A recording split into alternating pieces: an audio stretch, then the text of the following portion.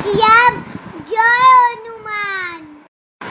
জীবনের সকল কষ্ট দূর করতে এই মন্ত্রটি সবাই শুনবে।